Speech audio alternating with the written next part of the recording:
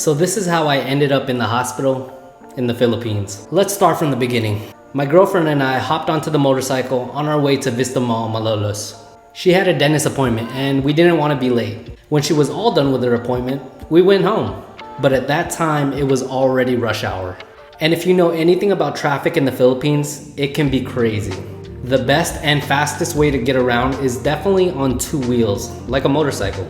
The area where we live only has one road with 2 lanes to get in and out. So if there's traffic, it can be a really long wait to get home. Here, it is common to overtake on the opposite lane.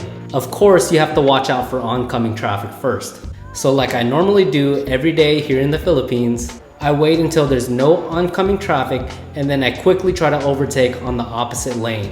I am so used to doing this on a day-to-day basis. And I really don't have to think about it. This right here is literally the spot where the accident happened. In front of the grocery store that we go to, the Pure Gold. So what actually happened? I was in my lane in a very long line of traffic. And I noticed there was no oncoming traffic on the opposite side. I leaned my bike to the left in preparation to take the lane. I hit the throttle and I noticed something was different. The air and the humidity was a little bit heavier. The ground was wet and the road had loose gravel underneath my tire. My back tire started to spin out. My girlfriend and I continued forward on the bike, but I had no balance. The handle started to wobble. The bike was shaking back and forth aggressively. I tried to keep the bike up and balanced by adding some more gas, but it was too late. The bike had already started to fall. The first thing that I remember is my head slamming into the ground face first. My helmet literally bounced off of the ground. I didn't even know where my girlfriend was. I just felt the weight and the pressure of the bike on top of my leg. I remember shouting out, "It's on my leg!"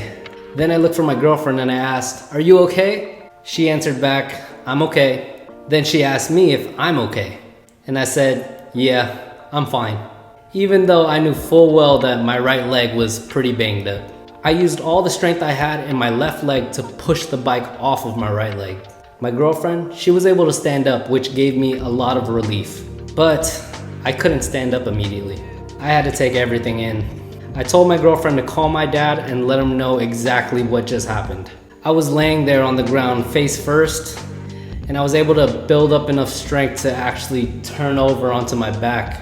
By this time, a lot of Filipinos ran over to us to help us out. They helped pick up the bike and pull it out of the road. They even tried to help me up, but I just felt like it was better for me to just stay laying there on the ground. Eventually, there was just so much commotion happening around us that I decided to jump up quickly onto my feet. I quickly examined my body for any injuries. The whole right side of my body was really scraped up. It was the same for my girlfriend. We both slid on the road, so we quite literally got road rash. It seemed like not even 5 minutes went by and my dad appeared out of nowhere like a superhero. He took charge of the scene.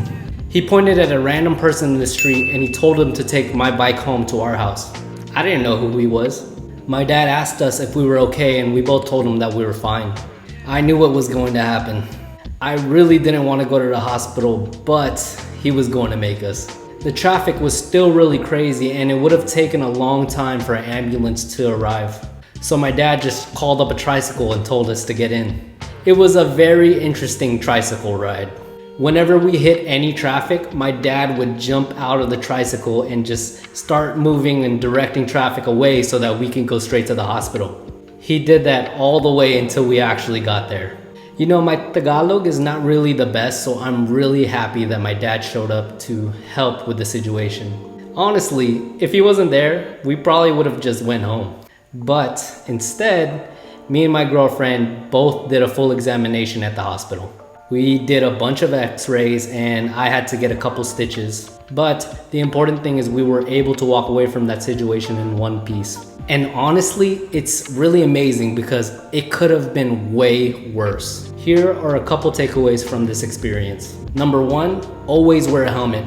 Because I am not lying when I said that my head slammed into the ground, face first, and my helmet literally bounced against the floor, against the road like a basketball. If we weren't wearing helmets, then a head injury would have been a serious possibility.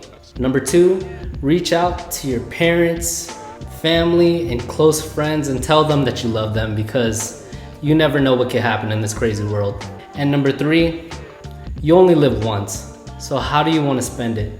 Apologizing, regretting, questioning, running around seeking other people's approval? Be brave, believe in yourself, and do what feels good. Take risks and be proud of yourself. Thanks for watching.